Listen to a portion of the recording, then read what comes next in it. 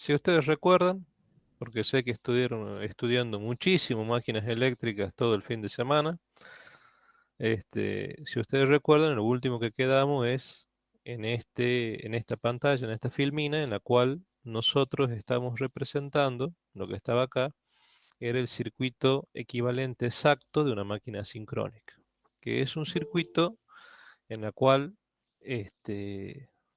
yo les dije que lo vamos a utilizar después para hacer un círculo, que es el círculo de Osana. Hay otro un poco más simplificado, reducido, que se llama círculo de Heyland, y el más exacto, el círculo de Osana. Y ese círculo de Osana un poco que responde a este circuito eléctrico equivalente o modelo circuital por fase de mi máquina sincrónica trifásica. Fíjense en que nosotros dijimos en este circuito que aparecía una fuente que la estábamos llamando como delta U, y esa fuente delta U lo que introducía era que mi tensión U1 de alimentación por fase de mi máquina se vea desfasada a un ángulo 2 alfa 0, donde alfa 0 se lo puede determinar haciendo el arco tangente de la reactancia X1 sobre R1. Recuerden que esta rama que estaba aquí la habíamos pasado, que estaba en un modelo circuital T, lo habíamos pasado hacia adelante, ¿sí? Entonces directamente la corriente I10 no se veía influenciada por la caída de tensión que pudiese tener en la rama serie longitudinal primaria. Directamente la corriente I10 depende de 1. Como la impedancia Z1 no se modifica, la corriente I10, corriente de excitación en vacío de mi máquina sincrónica, no cambia, es constante, ¿sí?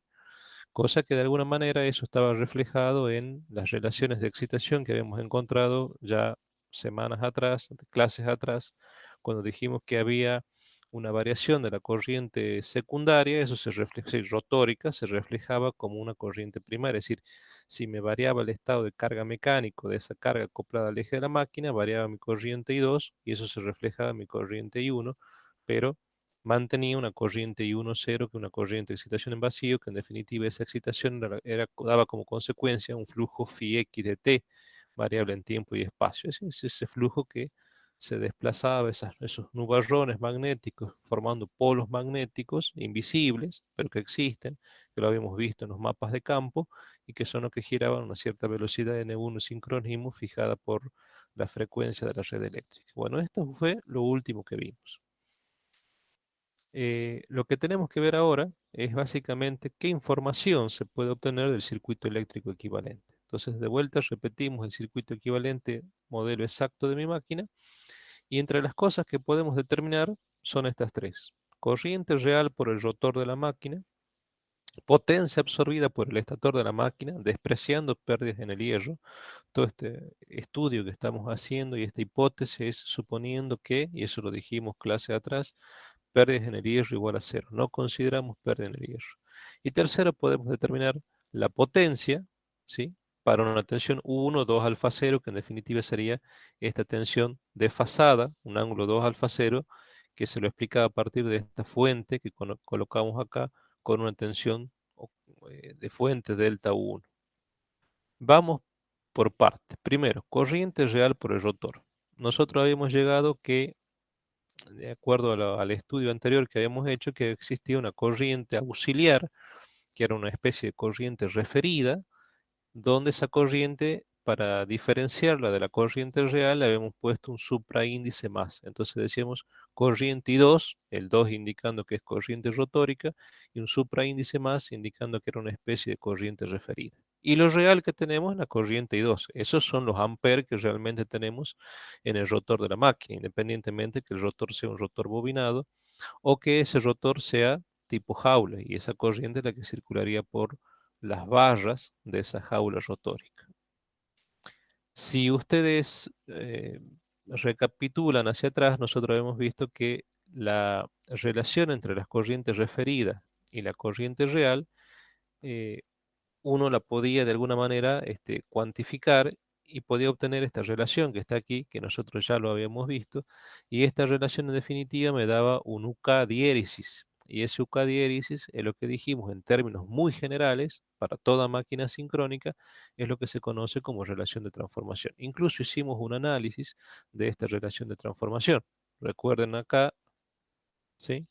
Nosotros determinamos una relación de transformación y esa relación, que en definitiva la expresión que yo le estoy mostrando viene de esta ecuación que está acá, solo que en vez de poner i2 más sobre i2, pongo i2 sobre i2 más, y eso tiene que ver en relación directa con el UK de mi máquina, que dijimos que para máquinas reales, en la cual el R1, y eso pasa en máquinas medianas y medianas y de gran potencia, motores de mediana potencia y de gran potencia, normalmente la resistencia R1 es despreciable con respecto de la reactancia. Por lo tanto, podemos decir que el R1 más JX1 que tengo acá en la rama serie y longitudinal primaria prácticamente lo podía expresar como JX1. Entonces podemos determinar una relación de transformación que era el UK diéresis y que ese UK normalmente era mayor a 1 para máquinas medianas y para máquinas grandes, en la cual valía esta hipótesis. Y habíamos hecho una comparativa con, por ejemplo, lo que ocurría en un transformador, donde esa relación normalmente era igual a 1 y era un número real. En máquinas asincrónicas, esta relación de transformación UK diéresis es mayor a 1. Bueno, esto expresado en términos de reactancia, en definitiva lo podemos expresar en términos de corriente, porque si nosotros comparamos esta ecuación que está aquí abajo con esta ecuación que está arriba, lo que decimos en términos de reactancia también lo podemos expresar en términos de corriente. Por lo tanto, podríamos decir que el UK diéresis es el I2 sobre I2 supra más referido y nos da esta relación en términos óhmicos, R1 más JX1 sobre JX de PR. Lo que nosotros queremos realmente determinar no es una corriente I2 referida, porque eso no es la corriente que tengo realmente por el rotor de mi máquina. Lo que yo tengo por el rotor de mi máquina, los amperes que yo tengo en mi máquina, son, corresponde a la corriente I2. Entonces despejo la corriente I2 y me queda que es el UK diéresis, relación de transformación, multiplicado por el I2 supra más. Si yo opero un poquito y trabajo matemáticamente, a esto que está acá lo puedo expresar en estos términos.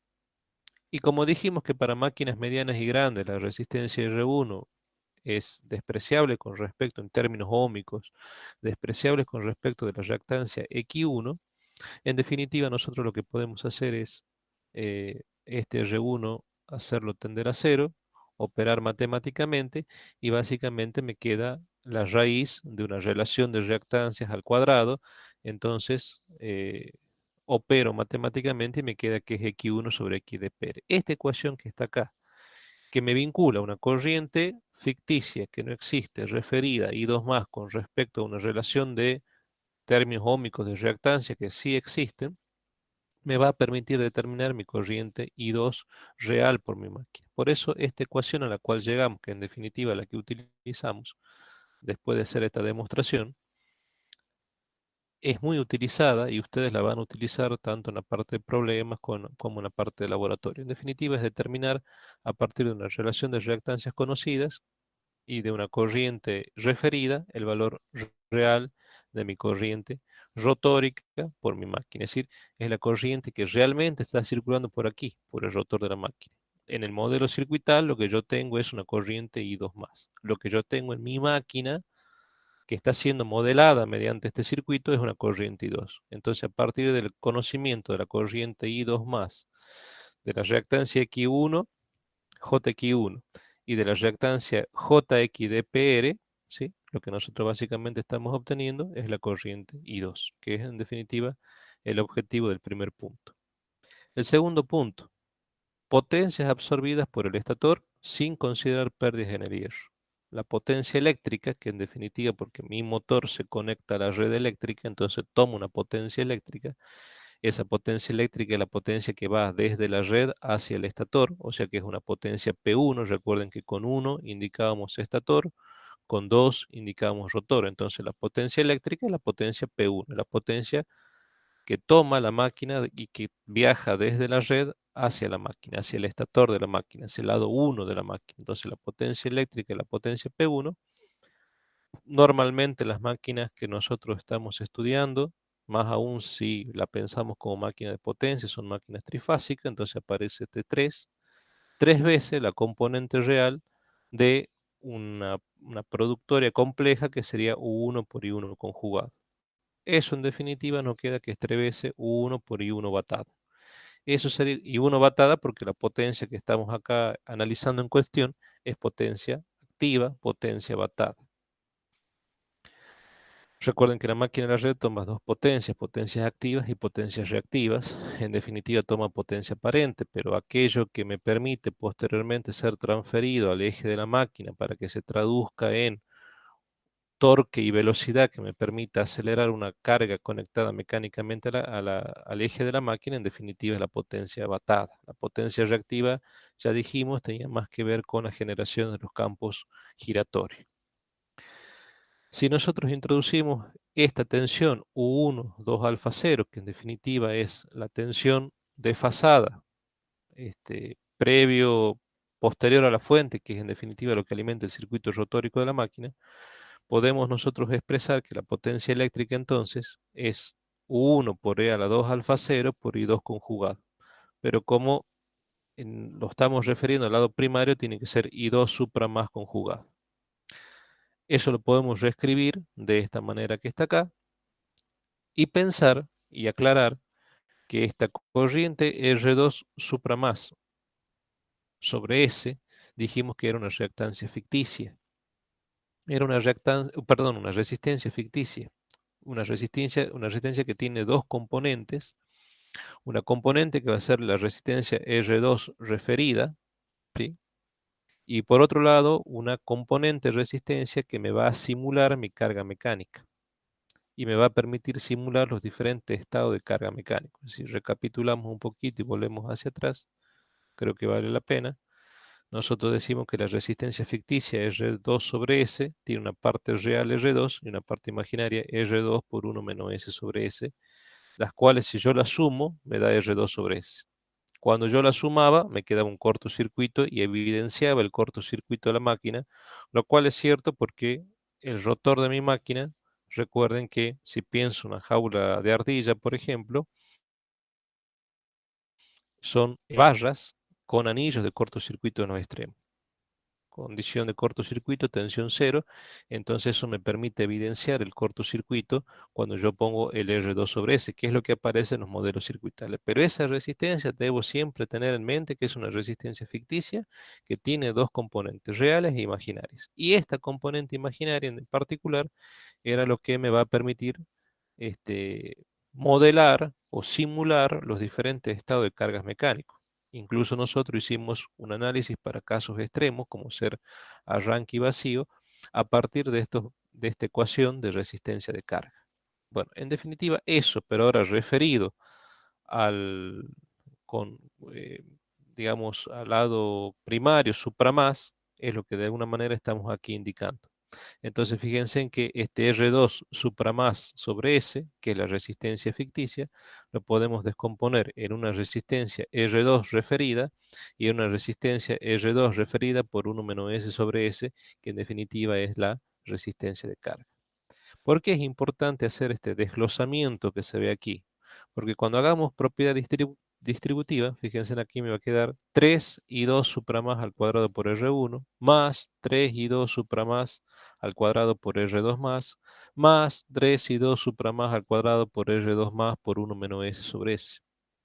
Conclusión, la potencia eléctrica la podremos desmembrar en tres términos, donde el primer término es I cuadrado R, trifásico porque la máquina es trifásica, es decir, la potencia disipada en el estator de la máquina en cada una de las fases. Piensen en este punto lo que alguna vez hablamos con respecto a transformadores, que las potencias disipadas nosotros las podríamos expresar en términos reales o en términos referidos. El resultado no cambiaba. Por eso es que acá, fíjense, estamos haciendo 3 veces y 2 referido supramás al cuadrado por R1, pero lo que estamos obteniendo no es una potencia referida, es una potencia real. Estos realmente son los vatios de potencia que se disipan transformándose en calor en el estator de la máquina, fase a fase. Esto que está acá, el segundo término, 3 veces y 2 supramás al cuadrado, referido por R2 referido, en definitiva, es la potencia, los vatios reales de potencia que se están disipando, transformándose en calor en el rotor de mi máquina.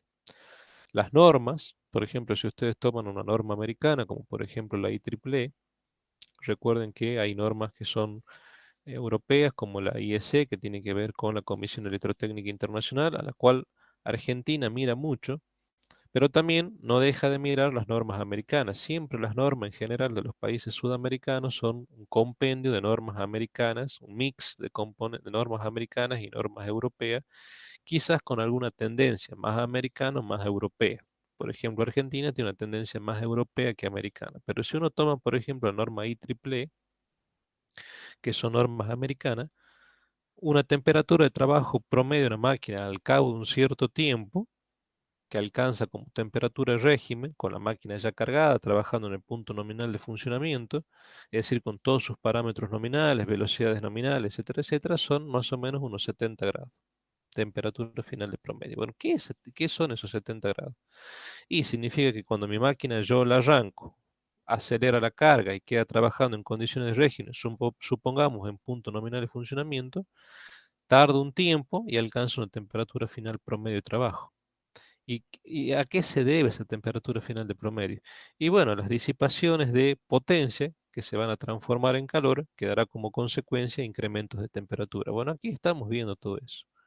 Cuando yo a mi máquina la conecto a la red, tomo una cierta potencia eléctrica que se traduce en potencias de pérdidas, vatios de potencia que se disipan transformándose en calor, tanto en el estator de mi máquina como en el rotor de mi máquina, y también hay una parte de esa potencia eléctrica eh, se utiliza para transferir potencia mecánica al eje de la máquina, que yo de alguna manera eso tengo que cuantificarlo y decir tantos vatios. Tantos vatios de este total de potencia tomado se han traducido para transferir potencia mecánica al eje de la máquina y poder acelerar esa carga que está mecánicamente conectada al eje del motor. Entonces, fíjense que acá sigue siendo un 3 y 2 supra más al cuadrado por un valor de resistencia. Esta R2 más supra más por 1 menos S sobre S es R de carga, referida, por supuesto. Pero esa resistencia de carga referida, en definitiva, la productoria me da una potencia real, unos vatios reales. ¿Qué son esos vatios reales? Potencia transferida al eje de la máquina. O sea que hay partes de potencia que se disipan, son potencia de pérdida, los dos primeros términos, que tiene que ver con potencia, vatios de potencia que se disipan transformándose en calor, que como consecuencia de ello hará junto con las pérdidas en el hierro que mi máquina al cabo de un cierto tiempo alcance una temperatura final promedio de trabajo. Y este otro término, que si bien es un I cuadrado R, que si bien se calcula igual que los dos términos anteriores, no significa lo mismo. Esto es la potencia transferida al eje de la máquina para que la máquina pueda funcionar. Esa potencia mecánica ustedes saben que es torque por velocidad angular, eso lo saben por física. Entonces, dependiendo la velocidad y dependiendo del torque, habrá una transferencia de potencia según los requerimientos de la carga para poder accionar y acelerarla. ¿Me van siguiendo hasta acá? Sí, profesor. Bien. Entonces, acá está un poco lo que yo recién le decía. En el caso de las potencias, igual que es el mismo concepto que vimos para transformador, los vatios reales de potencia lo puedo calcular a partir de parámetros referidos o lo puedo calcular a partir de parámetros reales. Se demuestra que independientemente que utilice parámetros referidos o parámetros reales, el cálculo me da las mismas cantidades de vatios de potencia de pérdida.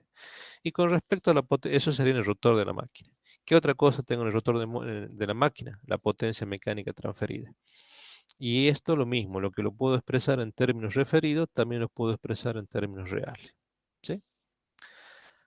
En el medio, entre el estator y el rotor, ustedes saben que hay un entrehierro, que dijimos que el entrehierro es un espacio de aire entre dos hierros, que normalmente ese espacio de aire es un espacio muy pequeño, estamos hablando de 1 milímetro, menos de 1 milímetro, ¿sí? Y en ese espacio de aire pasan muchas cosas, porque hay un espacio, un gaps, un espacio de aire, un espacio de entrehierro, y ese es el causante de que, por ejemplo, en las máquinas asincrónicas, como ya dijimos anteriormente, no podamos despreciar el circuito tanque, es decir, no podamos despreciar la reactancia LXDPR principal, como si lo hacíamos en los transformadores que decíamos, las corrientes cero es tan bajita que en términos electrotécnicos, eso circuitales, eso implica de que el XDPR, la reactancia de magnetización, es sumamente importante, sumamente grande. En definitiva, tengo una tensión aplicada ahí con un valor muy grande de impedancia, admitancia muy pequeña, la corriente es muy pequeña. Pero acá no. Acá el hecho de que existe ese espacio de aire, recuerden, daba como consecuencia lugar a que haya unas corrientes y cero grandes, que estamos hablando de un 30%, 40% de la corriente nominal de la máquina, que no son corrientes despreciables, por lo tanto yo ese circuito tanque no lo puedo despreciar. Por lo tanto, cuando pienso en simplificar el circuito, de ninguna manera puedo simplificarlo como lo hacían los transformadores, es decir, eliminando esa reactancia transversal. Acá no, esa reactancia transversal en todo caso la puedo cambiar de lugar, que es lo que hicimos nosotros en la clase pasada, pero no eliminarla.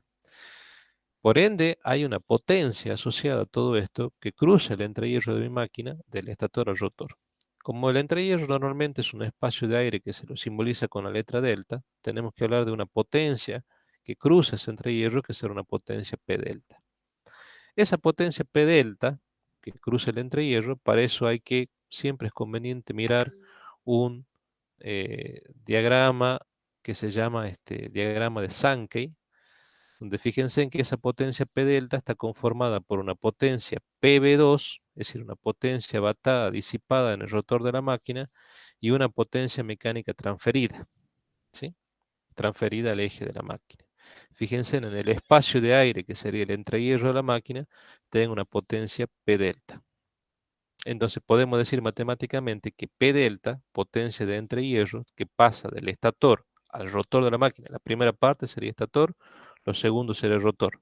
Entonces la potencia está en rosa que pasa del estator al rotor, que se llama P delta, por una cuestión de balance de potencia. Perdónenme un segundito. Un minutito, por favor. Balance de potencia tiene dos componentes, una potencia P2, que es una potencia de pérdida, y una potencia mecánica. La PV2 ya en términos reales lo podemos poner como 3 veces I2 cuadrado por R2, y la potencia mecánica transferida como 3 I2 al cuadrado. Estoy copiando en definitiva lo que está arriba, 3 veces I2 al cuadrado por R2 por 1 menos S sobre S, donde todo este envolvente corresponde a la resistencia de carga que simula los estados de carga mecánico de mi motor.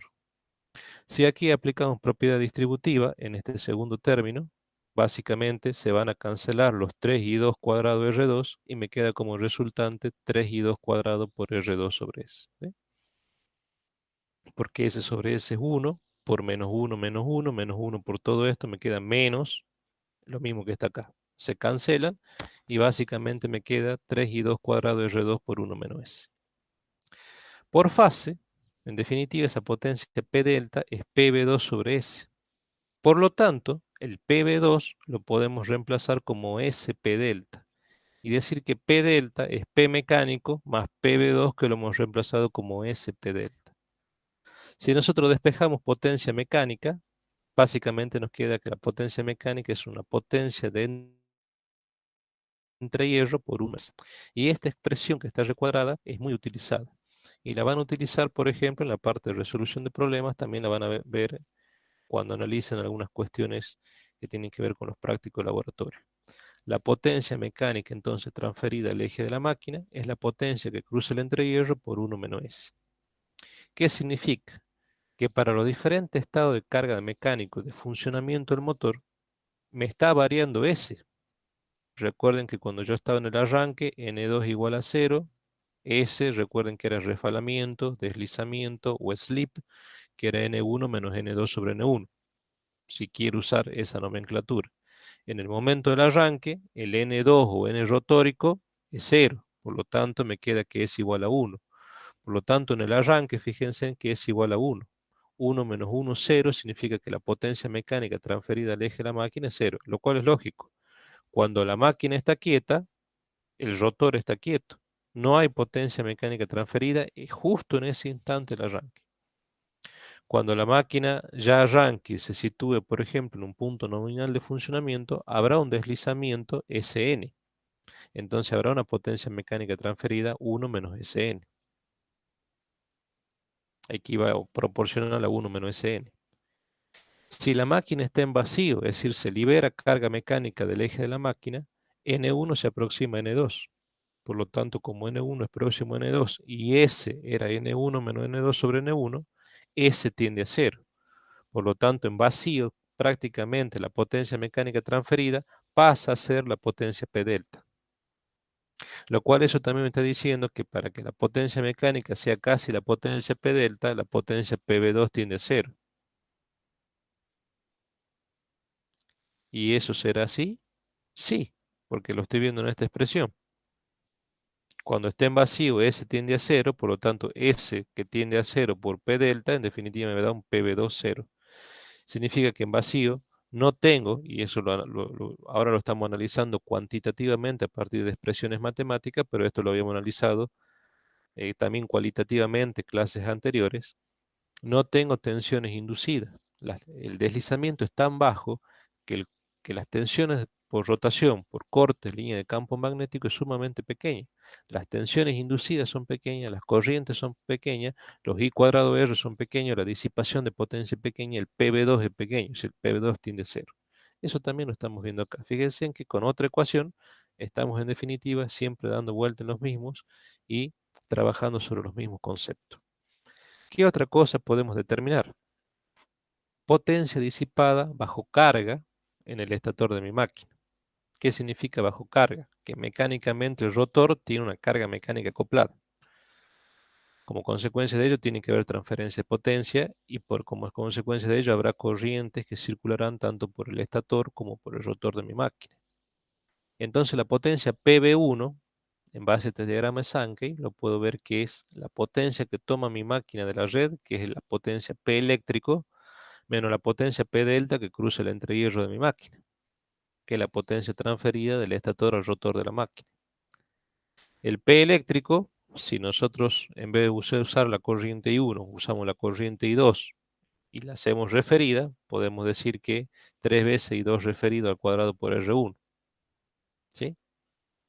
Lo cual, el I2 referido, nosotros dijimos cuando hicimos una resta de ecuaciones, que estaba en algún lado, no recuerdo, acá, el I2 referido, si esto lo pasamos, fíjense, trabajamos matemáticamente, multiplicamos por menos 1 en ambos lados, me queda que el I2 más referido es I1 0 menos I1. Bueno, eso que estamos haciendo ahí, en definitiva, es lo que estoy utilizando acá. I1 menos I1 0. Estoy poniendo en definitiva la corriente referida elevada al cuadrado. Y la potencia PV1, en este caso particular, bajo la hipótesis en la cual estamos trabajando, que las pérdidas en el hierro son despreciables, la PV1 es la potencia en el cobre 1.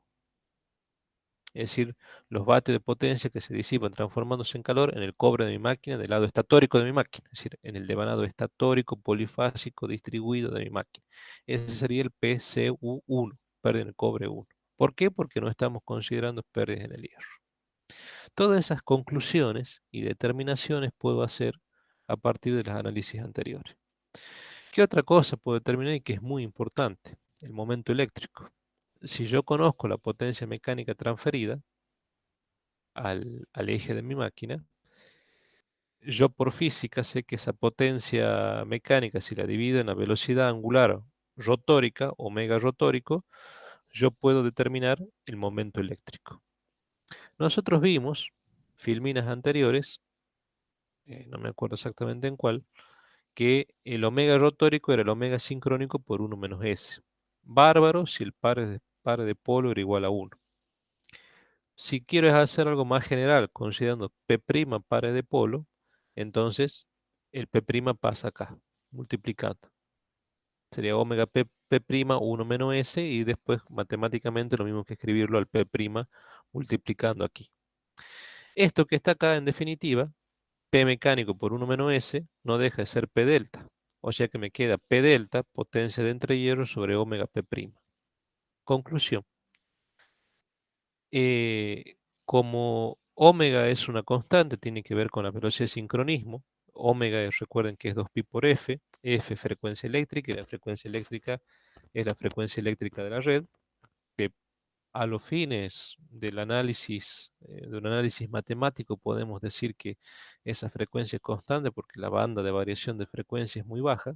Ya creo que muchas veces lo dijimos a eso. Entonces omega podemos decir sin cometer demasiado error que esto es prácticamente constante. Y P' es el tiene que ver con el pares de polos magnéticos de mi máquina que tiene que ver o está asociado al diseño de mi máquina.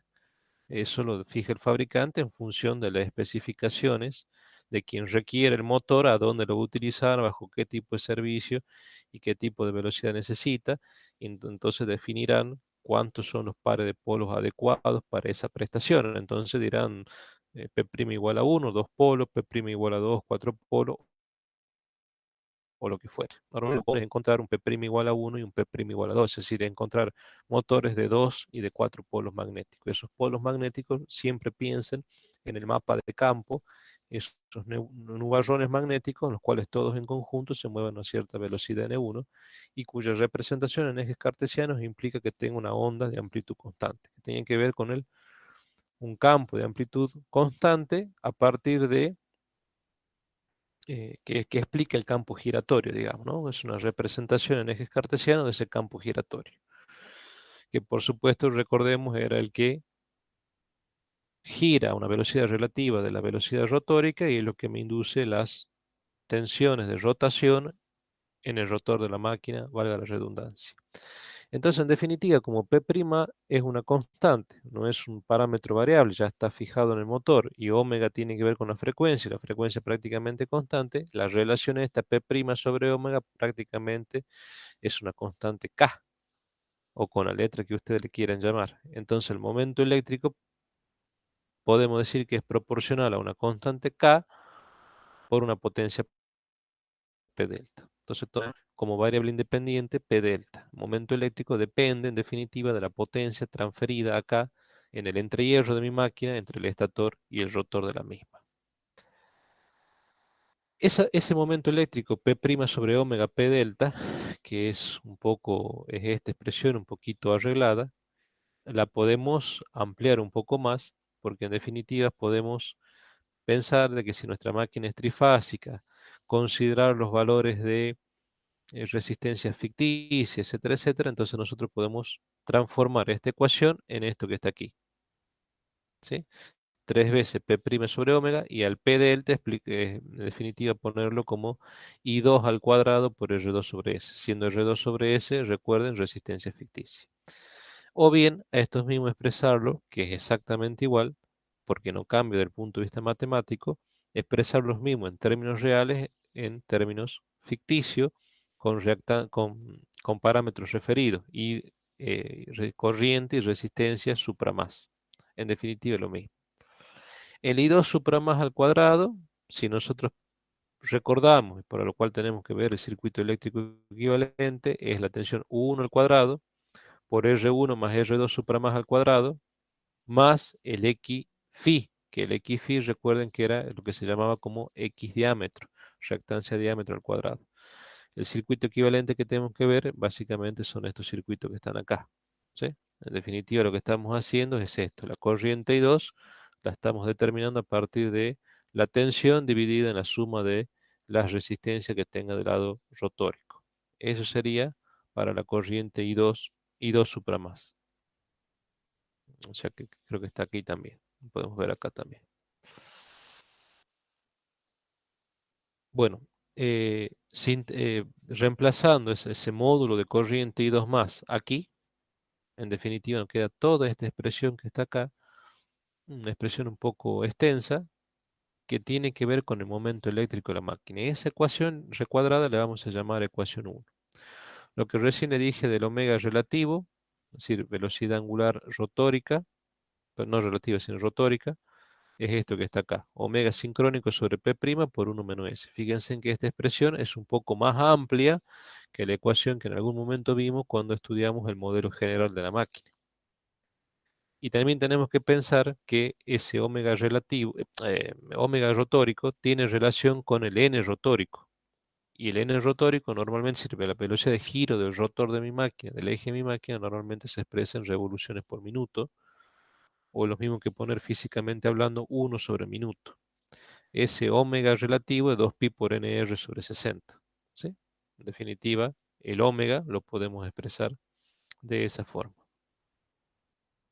¿Qué podemos hacer con esta expresión? Básicamente, análisis, como lo hicimos en varias filminas anteriores, para los diferentes estados de funcionamiento de la máquina y algunos medio conocidos y extremos. Por ejemplo, cuando es igual a 1. ¿Qué era s igual a 1? Cuando n2 igual a 0 o n rotórico, este que está acá, igual a 0. Es decir, cuando la máquina está quieta, es decir, cuando yo energizo la máquina y justo en ese instante todavía el motor no arrancó, está con una velocidad n2 igual a 0. Entonces, S es igual a 1. Sería un caso extremo de la máquina, que es el caso de arranque de la máquina. Por lo tanto, todo este momento eléctrico se va a transformar en un momento de arranque y va a ser igual a la potencia delta A, indicando que en el instante del arranque, dividido en el ómega sincrónico. Básicamente, si es igual a 1, tengo que reemplazarlo en esta ecuación que se encuentra aquí.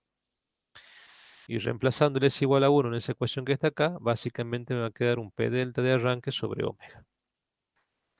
Ahora, cuando yo analice para el caso nominal de funcionamiento de mi máquina, en el cual yo tendré un deslizamiento S nominal, donde ese deslizamiento nominal, como les comenté en algunas clases anteriores, es muy próximo, y ya lo vamos a ver en algunas curvas, es muy próximo a la velocidad de sincronismo. La velocidad de sincronismo, recuerden, es una velocidad bastante teórica, porque si existiese sincronismo, la máquina que es asincrónica dejaría de funcionar, porque las velocidades se igualarían, tanto de giro, de excitaciones giratorias, de campo giratorio, con velocidad rotórica, no habría en el rotor de la máquina tensiones inducidas por cortes de línea de campo.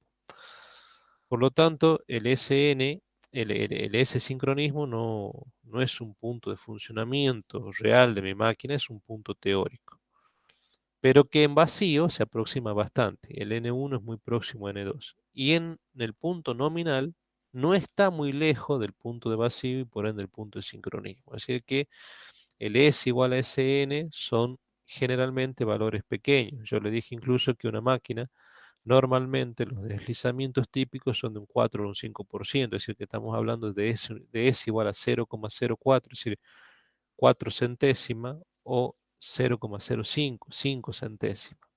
¿Sí? Lo cierto es que con ese pequeño deslizamiento tenemos momentos nominales y esos momentos nominales ahora lo podemos expresar como P nominal por 1 menos Sn sobre omega. En definitiva, podemos decir que el torque nominal es la potencia nominal sobre la velocidad angular nominal, que sería otra ecuación de importancia. Si nosotros a la ecuación 1, que es esta que está aquí, que es la ecuación de momento, que fíjense en que es una ecuación cuya variable independiente es el deslizamiento, porque en función de cómo cambia el estado de funcionamiento de servicio de mi máquina, el deslizamiento se va modificando, por lo tanto la variable independiente es el deslizamiento. Trae una constante, P' una constante, omega que depende de la frecuencia eléctrica es una constante, 2pi por F, o sea que si F constante, omega constante.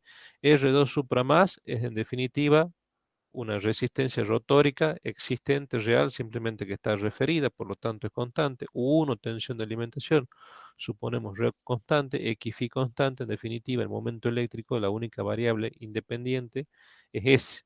M eléctrico depende de S.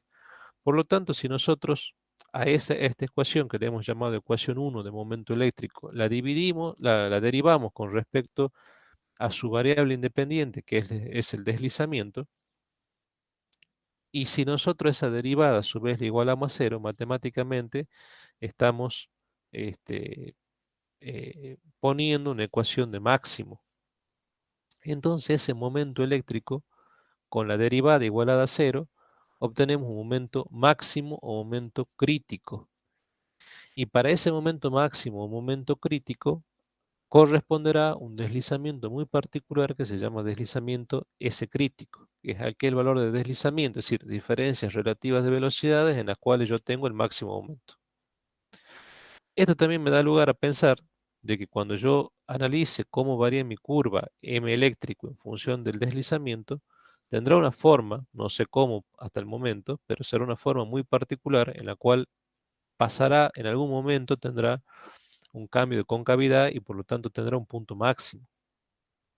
Ese punto máximo es el punto crítico de funcionamiento en el cual tengo un deslizamiento, S crítico y momento crítico. Como el objetivo es determinar el S crítico, nosotros a partir de decir que el momento eléctrico es el momento crítico cuando se cumple esta derivada igualada a cero, podemos despejar un S crítico que básicamente serán las raíces de una ecuación que tendrá un más y un menos. Entonces un signo más va a corresponder al signo de servicio como motor y el signo menos al servicio de la máquina como generador. Entonces aquí ya empezamos a pensar que esta máquina tiene una cierta reversibilidad en el funcionamiento, es decir, que un motor puede funcionar como un generador y viceversa. No, por lo pronto lo vamos a ver en términos muy generales. Hay mucho para hablar sobre motores y mucho para hablar sobre todo de generadores, que es algo que no es tan usado, pero que ustedes como ingeniero electricista se pueden encontrar porque existe. En la vida real, los generadores eh, asincrónicos existen y se caracterizan por ser generadores de deslizamiento, son máquinas con deslizamiento negativo. ¿Qué significa máquina con deslizamiento negativo? Que de alguna manera se hizo girar el rotor de la máquina en el mismo sentido del campo y a una velocidad superior al campo. Esto dio lugar a que el deslizamiento sea negativo. O sea que son máquinas que trabajan sobre una zona de deslizamiento negativo. En particular, habrá un deslizamiento S crítico negativo que corresponderá al máximo momento como generador en ese punto crítico. Y como motor, en la zona de deslizamiento positivo, habrá un S crítico donde tendré el máximo momento motor de mi máquina. Si nosotros reemplazamos ahora este S crítico en la ecuación genérica, que es la ecuación anterior, perdón, en esta ecuación que está aquí, reemplazamos el S crítico, que es la última ecuación que obtuvimos, en esta ecuación que está acá, en definitiva vamos a obtener el MK, ¿sí?, que tiene esta expresión. Y le vamos a llamar ecuación número 2, que tiene un detalle que más adelante vamos a ver que para un cierto análisis sirve. ¿Por qué? Porque este momento crítico, que es la ecuación 2, a diferencia del momento eléctrico, que es la ecuación 1, que es la ecuación más genérica, fíjense en que tiene un detalle. No depende del deslizamiento.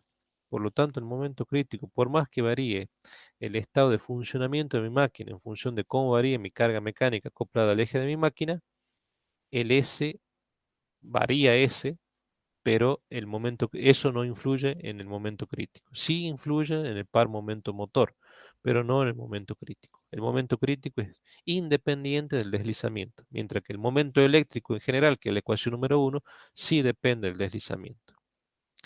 Como el momento sí depende del deslizamiento, entonces podemos trazar una curva que se llama curva momento-velocidad o curva M en función de S. Les adelanto que esa curva también ustedes los pueden encontrar en las bibliografías como curva externa de carga de mi máquina. La curva par momento en función de la velocidad es lo que se conoce como, en función del deslizamiento o en función de la velocidad, es lo que se conoce como curva externa.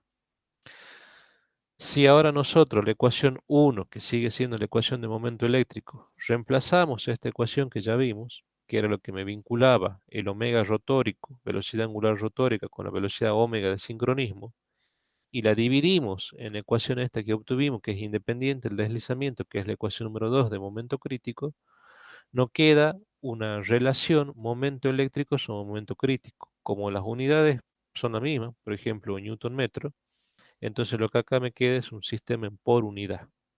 Y esta relación momento eléctrico sobre momento crítico es muy importante. Muy importante porque repercute en los análisis teóricos que hagamos a continuación, pero también esto aparece y va a aparecer en el contenido de los trabajos prácticos de esta parte de máquina sincrónica, por lo tanto es muy importante que la tengan presente. Fíjense en que si nosotros hacemos lo que mencionamos en la diapositiva anterior, básicamente nos queda esa ecuación que está ahí. Ya trabajado el momento en por unidad. ¿Por qué en por unidad? Porque es una relación de momento eléctrico con respecto del crítico. Fíjense que en esta ecuación, lo que les señalo aquí, ahí en azul y en rojo, fíjense en lo que está englobado, tiene en esas productorias como factores la resistencia R1, que es la resistencia estatórica de mi máquina. normalmente la resistencia estatórica de mi máquina es una resistencia bajita. Y ya dijimos que en máquinas de eh, mediana y de grande potencia, si a su vez hacemos una comparativa con la reactancia Q1, R1 es sumamente pequeño, por lo tanto R1 es despreciable, es próximo a cero. Si hacemos eso próximo a cero, estos términos, tanto del numerador que está englobado en azul, como del denominador de esta ecuación en rojo, desaparecen, tienden a cero. Por lo tanto, bajo una hipótesis que no se aleja de la realidad, sobre todo para máquinas de mediana y grande potencia, podemos decir que el momento en por unidad, que es la relación del momento eléctrico sobre el momento crítico, básicamente queda sintetizada esta ecuación.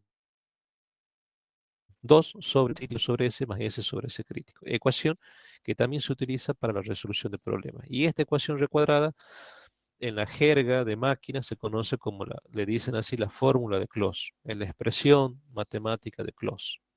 Es el momento en por unidad.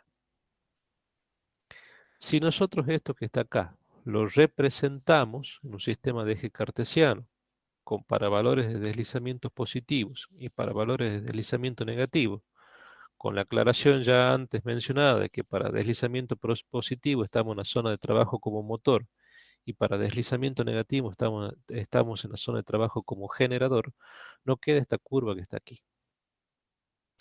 Curva de motor y de generador que aparece también en muchos libros, no tan solo en la bibliografía del ingeniero Garat, y que muchas veces cuando se la analiza por separado las curvas de motores y las curvas de generadores, esta curva a veces aparece dada vuelta. ¿Por qué aparece dada vuelta? Porque a veces en vez de representar en función del deslizamiento, se representa en función de la velocidad.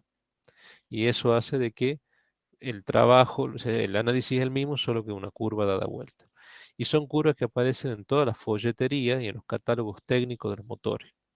Las curvas par momentos de deslizamiento o pares momentos velocidad, que la forma es la misma, a veces quizás dada vuelta, pero la forma es la misma, y que como ya le dije recién son curvas externas, es una información a su vez que me da el fabricante de los motores. Todos los motores se pueden clasificar en clases A, B, C, D, y el fabricante me indica para cada clase cómo es su curva de par momento en función del deslizamiento que tiene esa máquina. Yo en función de esa folletería, de esa información técnica, en función de el grado de carga mecánica, es decir, el tipo de carga que yo necesite accionar con mi motor, y también teniendo en cuenta el tipo de servicio que va a tener mi motor en función de lo que requiera para esa carga, yo tendré que ir al fabricante y decirle, mire, yo necesito un motor clase tanto, tipo de servicio tanto. Entonces, el fabricante indirectamente le estoy diciendo, mire, yo necesito un motor que tenga una curva para un tipo de servicio tal, continuo, intermitente, lo que fuere, y a su vez necesito que tenga una curva externa de funcionamiento para momento en función del deslizamiento que sea de tal manera. Esto, por supuesto, es una curva genérica. Si pensamos en el lado del motor, que sería con deslizamiento positivo, fíjense en que esta curva va de 0 a 1 y tiende a hacerse asintótica conforme aumenta el deslizamiento. Pero normalmente nosotros como motor trabajamos entre 0 y 1, S mayor a 0, S menor a 1. Fíjense en que esta curva tiene prácticamente dos zonas. Una zona que es casi lineal, que más adelante vamos a ver que se llama zona estable de funcionamiento de trabajo de mi máquina, que es una zona lineal. Pasa por un punto máximo. ¿Se acuerdan que nosotros habíamos hecho la derivada del momento eléctrico respecto al deslizamiento igual a cero y había obtenido un S crítico? Un S crítico positivo que dijimos que era para motor y un S crítico negativo que era para generador. Bueno, si lo analizamos solamente como motor, pasa por un máximo. Y luego tenemos una zona de funcionamiento que es una zona de funcionamiento inestable, que son para valores de deslizamiento mayores al S crítico. Normalmente la máquina no se estabiliza en ningún punto de funcionamiento. Todas estas curvas tienen puntos de funcionamiento. La máquina no se estabiliza nunca en ningún tipo de punto de funcionamiento que corresponda a la zona de inestabilidad de la máquina. Son zonas hasta de transición que las pasan con cierta velocidad. Se estabiliza normalmente en zonas de trabajo que corresponden a la parte lineal. Por eso, cuando decimos o hablamos de puntos nominales de funcionamiento, fíjense que decíamos que hay un deslizamiento Sn para un punto n de funcionamiento, que es un punto de funcionamiento, el rotor de mi máquina está a la velocidad de régimen, es decir, a velocidad constante, ya aceleró su carga, hubo un proceso de arranque, un tiempo de arranque que lleva ese proceso y la máquina quedó trabajando a velocidad nominal en el punto nominal de funcionamiento. Entonces, en ese punto desarrolla su torque nominal, su M nominal. Y en el punto máximo tendré el S crítico. En el punto 1 tendré el punto de arranque. Fíjense en que el punto 1 de arranque está en una zona inestable de funcionamiento de mi máquina. ¿Qué conclusiones entonces podemos sacar? Que cuando el S es menor al S crítico, esa sería esta zona, prácticamente estamos en zona estable, es una recta, y la derivada del momento para cualquier punto, ¿sí? La derivada del momento respecto de S particularizado por algún punto entre 0 y SK, me dará una recta, ustedes saben que eso es la pendiente, una recta tangente geométrica a ese punto, y en definitiva me dará con una pendiente positiva, o sea que esa derivada es mayor a cero. Y si nosotros hacemos un análisis para la zona inestable, que corresponde a una zona ya hiperbólica, es decir, para valores de deslizamientos mayores al S crítico, cualquier punto de funcionamiento en el cual nosotros tomemos, particularicemos para un punto, esa derivada automáticamente toma un valor y ese valor es la pendiente de la recta tangente, de la tangente geométrica a cualquier punto de esta zona que esté por aquí. Eso me va a formar un ángulo con respecto al horizontal que va a ser tal que esa tangente tenga un valor menor a cero, o sea, la derivada va a ser negativa, derivada menor que cero. Matemáticamente lo ponemos como menor que cero. Esto que está aquí, de decir que esta zona es prácticamente lineal y esta zona es prácticamente hiperbólica y la construcción de una zona lineal con una zona hiperbólica me da como consecuencia una curva que tiene esta característica pasando por un punto máximo que corresponde al momento crítico o máximo de mi máquina y que a su vez corresponde a un valor de deslizamiento crítico, es en definitiva analizar la fórmula de Close. ¿Sí? ¿Está claro?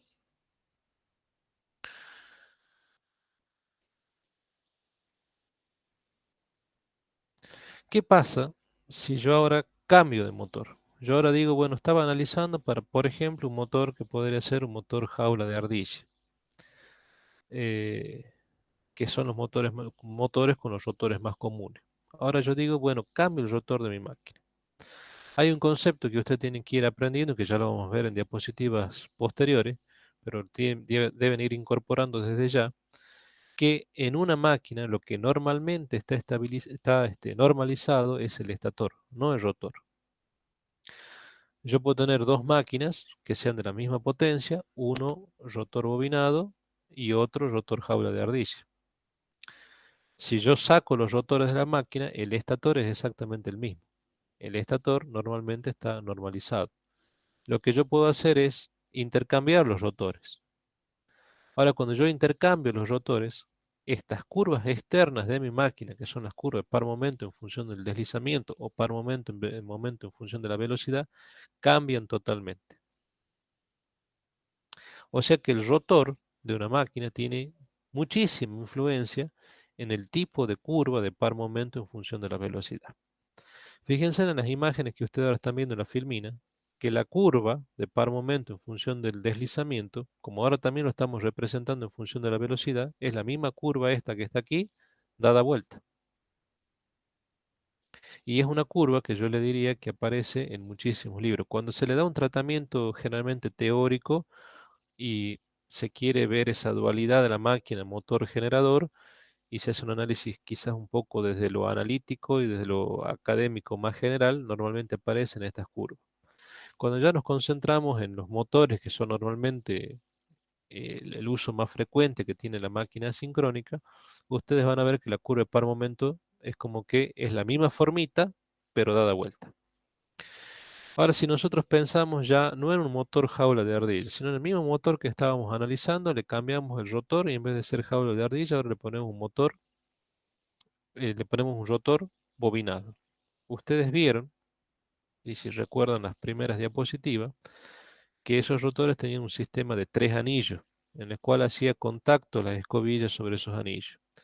y mediante los cuales yo podría hacer una inserción de resistencias rotóricas externas, ¿sí? Y nosotros dijimos, bueno, cuando nosotros hagamos agregado de resistencia rotórica, lo que me va a permitir es tener un par momento máximo durante todo el proceso de arranque. Por el momento ustedes no lo entienden bien, solamente lo damos a título informativo, en algún momento lo entenderemos. Bueno, este es el momento en el cual tenemos que entender todo esto. Si nosotros pensamos en un rotor bobinado, ¿por qué es bobinado? Porque está bobinado de una manera semejante como está el devanado polifásico, trifásico distribuido en la periferia circular de mi máquina. 1. El rotor 2 tiene un bobinado similar al estator de la máquina, también tendrá un centro de estrella, el cual normalmente es inaccesible. Las terminaciones de las bobinas van conectadas al anillo rozante, sobre esos anillos hacen contacto la escobilla y yo tengo dos posibilidades. O a nivel de escobilla yo hago un cortocircuito y prácticamente un rotor bobinado en cortocircuito sin resistencia externa rotórica es casi lo mismo que un rotor, que una máquina jaula de ardilla. O abro ese cortocircuito y yo inserto mediante un banco, normalmente son bancos que tienen resistencias todas sumergidas en aceite, con un reóstato, con un cursor en la parte superior en la cual yo puedo variar esos valores en formas parejas de tres resistencias que van a estar conectadas en estrella con el centro de estrella dentro del banco, ¿sí? Entonces yo podré los terminales libres conectarlo a los terminales libres que me quedaron de las escobillas que están haciendo contacto con los tres anillos, y entonces yo podré insertarle o quitarle resistencia rotórica, variar la resistencia R2. Entonces, si yo no tengo insertada resistencia rotórica, yo tendré una curva que es esta curva que está en gris, que sería en definitiva lo que se conoce como curva natural de mi máquina sincrónica. Conforme yo voy insertando, haciendo agregado de resistencia rotórica, lo que yo voy haciendo es distorsionar esta curva gris y pasar a las curvas azul o pasar a la curva eh, roja. A partir de ello puedo sacar una serie de conclusiones.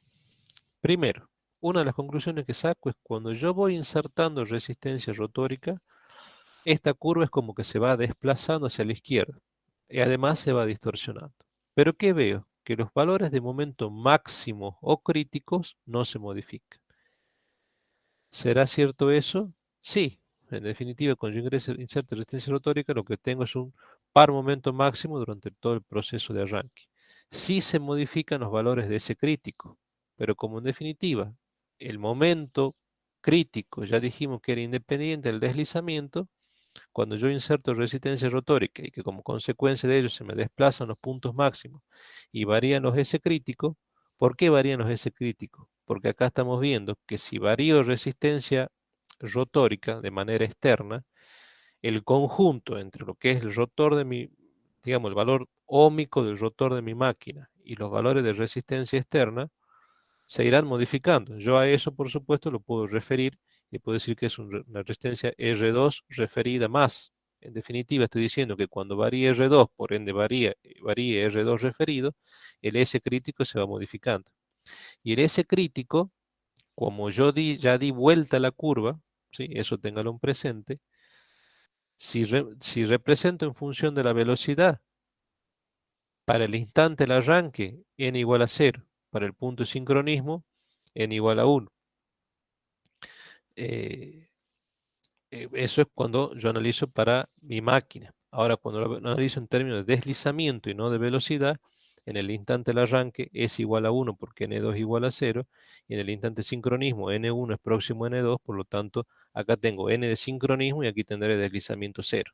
O sea que este análisis es al revés de lo que tenía acá, porque la curva la estoy dando vuelta. ¿Se entiende? El 1 del S lo tengo a la izquierda y ahora el 0 lo tengo a la derecha. ¿Sí? Ese 0 corresponde a la velocidad de sincronismo, al n de sincronismo. Entonces, cuando aumento resistencia rotórica de manera externa y voy modificando la resistencia propia del rotor, R2 va cambiando, el R2 referido va cambiando, el S crítico va cambiando, se va haciendo cada vez más grande y ahora el crecimiento no es hacia la derecha, sino que el crecimiento es hacia la izquierda, porque estoy analizando la curva al revés. Crece hacia la izquierda, por lo tanto veo que tengo un desplazamiento del punto máximo. Pero a su vez, como el M crítico no depende del deslizamiento, el momento máximo se mantiene, o sea que se desplaza, pero siempre manteniendo el valor máximo.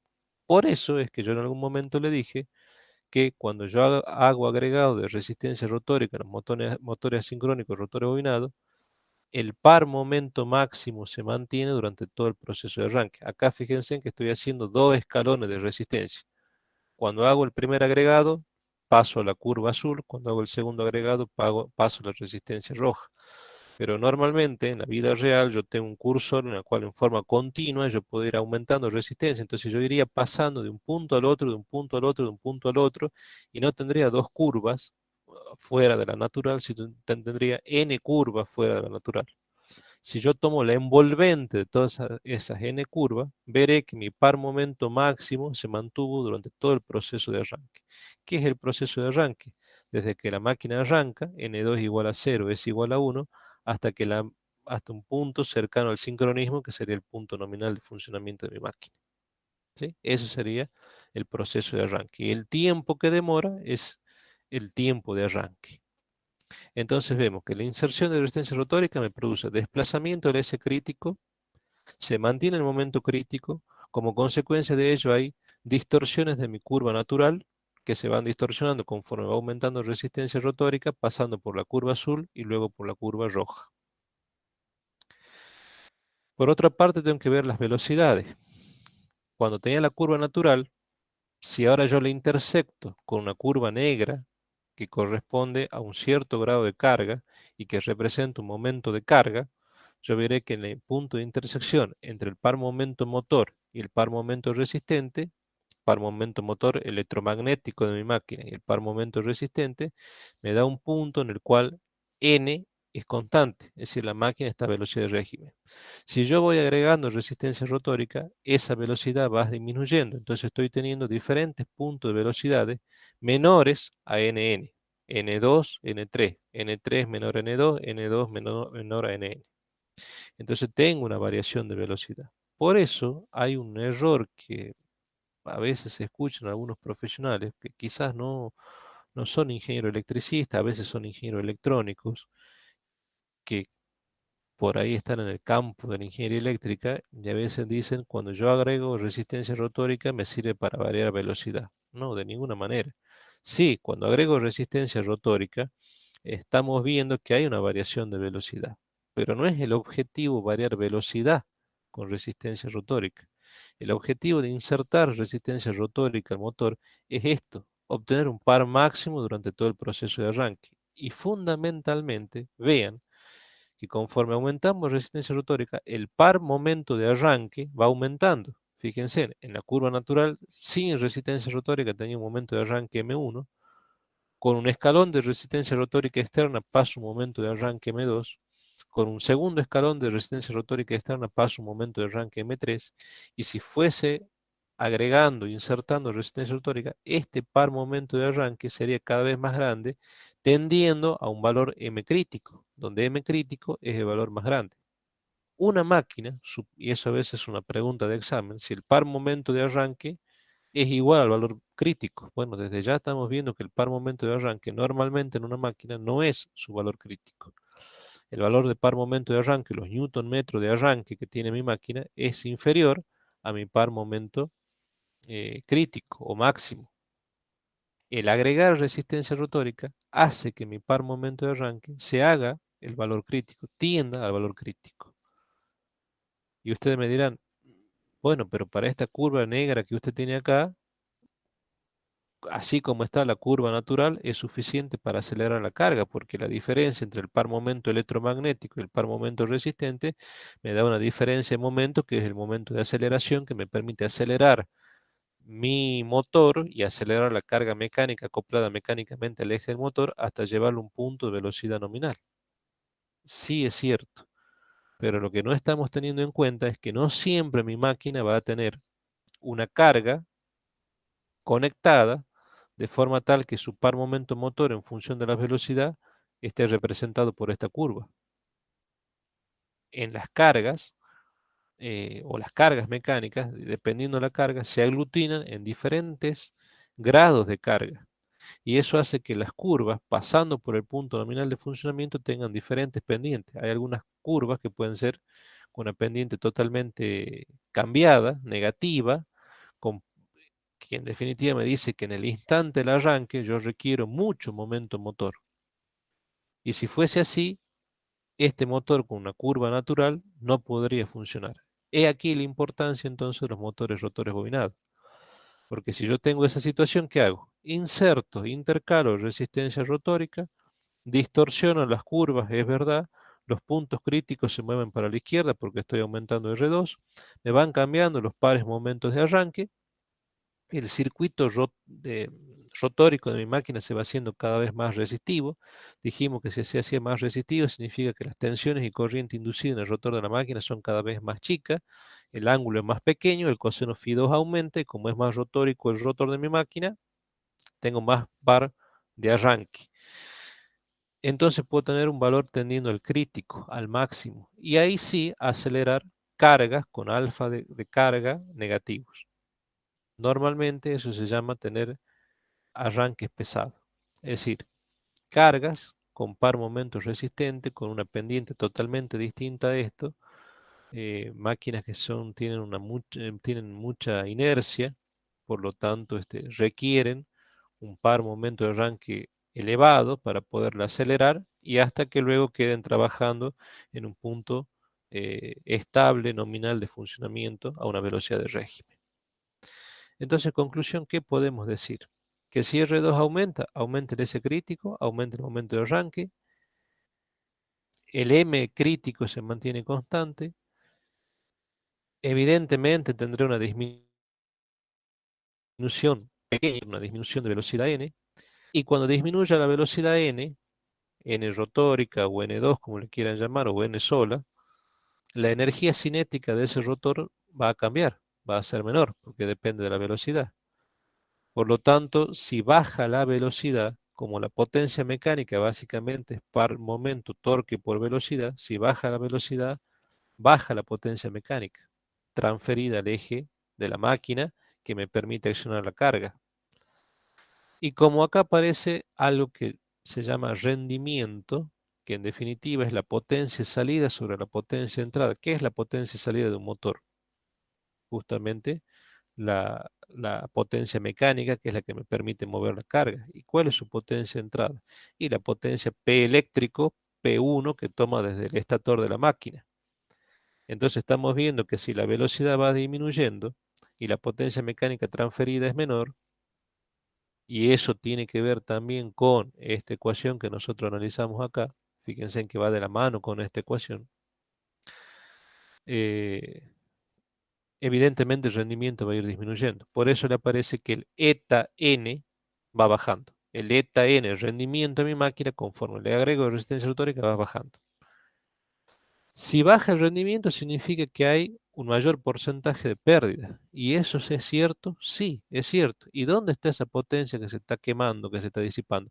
Justamente en la resistencia externa. No crean que por este banco de resistencia externo no circula corriente. Y no crean que no hay disipación de potencia, hay disipación de potencia. Por lo tanto, y la disipación, créanme que es bastante importante. Por lo tanto, ustedes difícilmente van a ver un banco de resistencia. eh, no me acuerdo si tengo una foto para hacerle ver de un banco de resistencia rotórica. Hay en la Universidad Nacional, también en la tecnológica, creo tener, ya la voy a buscar para la próxima clase, a ver si le busco. Esos bancos normalmente es una caja metálica con tres resistencias conectadas en estrella, un reóstato con un cursor, una varilla que hace contacto en diferentes puntos en forma simultánea en las tres resistencias, resistencia conectada en estrella y todo sumergido en aceite. ¿Y por qué se sumerge en aceite? El aceite, por supuesto, no es un aceite común, es un aceite dieléctrico. A veces se utiliza incluso los mismos aceites de los transformadores, que normalmente tienen valores de rigidez dieléctrica importantes. Entonces, básicamente ese aceite sirve para refrigerar ese banco de resistencia, porque la disipación de potencia es importante. O sea que el rendimiento baja considerablemente y hay una quema de potencia, quema de energía que se da justamente en ese banco externo de resistencia que estoy colocando. Eso explica el aumento del porcentaje de pérdida cuando el rendimiento baja. Porque en definitiva decir que si la potencia de salida sobre la entrada me da un número más chico, estamos diciendo que indirectamente, que el porcentaje de pérdida está aumentando. Bueno, ¿dónde está esa pérdida nueva de energía? Justamente en el banco rotórico externo de mi máquina. Esa es la contraprestación que tiene esto. Yo puedo insertar resistencia rotórica, producir todas estas variaciones que se han visto, aumentar el par momento de arranque, poder acelerar cargas pesadas, poder tener una máquina prevista y útil para lo que serían arranques pesados, pero como contraprestación tengo disipaciones de potencia muy importantes en este sistema externo rotórico y como consecuencia tengo rendimientos bastante bajos de mi máquina. Es decir, después la potencia mecánica transferida es menor, baja, que es lo que aparece aquí abajo. Baja el rendimiento, pero porque la potencia mecánica transferida, mecánica bajó. Todo esto que nosotros estamos diciendo también lo podemos ver en esta ecuación que está recuadrada. Momento eléctrico es la potencia mecánica por P' sobre omega, velocidad de sincronismo que tiene que ver con la frecuencia eléctrica por 1 menos S. Si nosotros representamos M eléctrico en función de S, en definitiva tendremos estas curvas perfectamente definidas con punto crítico, zona inestable y zonas estables de funcionamiento. Si nosotros hacemos un análisis cuantitativo de pérdidas, que lo podamos llevar a términos de relaciones de resistencia, conforme nosotros vamos aumentando la resistencia rotórica externa intercalada en el rotor de la máquina, podremos decir que ahora las pérdidas en el cobre es 2, prima referida, 2 indicando que son el rotor, será la corriente I2 que circulará tanto por el rotor de la máquina como por la resistencia externa rotórica. Por supuesto, acá estamos haciendo un análisis por fase. Entonces, el P' del cobre en el rotor de la máquina, cuando inserto resistencia rotórica, un escalón de resistencia con respecto de cuando no tenía resistencia rotórica intercalada, será esta relación de disipaciones de potencia, los cuales los puedo llevar en términos de un deslizamiento S' y S P delta, P delta. Es el P delta, la potencia en el entrehierro, cuando yo inserto resistencia rotórica no cambia. La potencia que pasa del estator al rotor de la máquina, el P delta es el mismo. Lo que cambia son los deslizamientos. En un caso, para un escalón de resistencia tendré S' y sin escalonamiento de resistencia S. Conclusión, esto yo lo puedo expresar como la corriente rotórica es la misma. Yo puedo decir que R2 sobre R externo sobre R2 y los P delta son lo mismo, es S' sobre S. Que va a ser proporcional a decir S'K sobre Sk o S'N sobre Sn. O sea que puedo tomar un deslizamiento para cualquier punto de funcionamiento o para el punto crítico o para el punto nominal. El rendimiento, como le dije, relación entre potencia salida, P mecánico, potencia entrada, P eléctrico. P mecánico, P delta por 1 menos S, de acuerdo a como vimos en filminas anteriores, sobre potencia eléctrica. Y para un estado de funcionamiento de la máquina en el cual nos vimos obligados a hacer una inserción de resistencia, de un escalón de resistencia rotórica, pasaré de un rendimiento eta a un rendimiento eta prima. Entonces pasaré, P delta sigue siendo el mismo, pero el S ya no es S, sino es S prima. Conclusión, si hacemos una relación o cociente entre esto, podemos relacionar los rendimientos sin escalonamiento de resistencia rotórica y con escalonamiento de resistencia rotórica, es decir, correspondiente a la curva natural gris y a una curva, supongamos la siguiente, que era la curva azul, con un escalonamiento de resistencia, eta sobre eta prima igual a 1 sobre S menos 1 sobre S prima.